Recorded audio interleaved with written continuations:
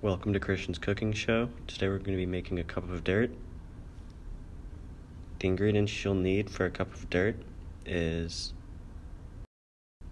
milk, Oreos,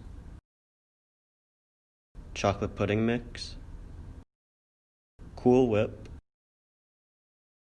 Gummy Worms. First, mix cold milk with chocolate pudding mix. Then beat it until it becomes slightly thickened. Let stand for 5 minutes. Stir whipped topping and 1/2 of the crushed cookies into pudding.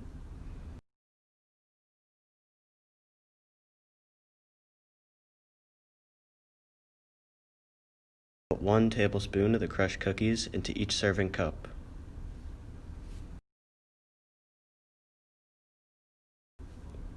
Fill each cup with 3/4 full of pudding mixture and top with remaining crushed cookies.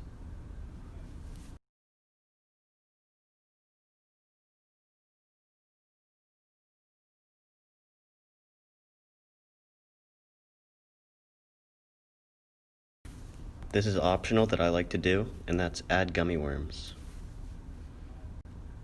Refrigerate for 1 hour and enjoy.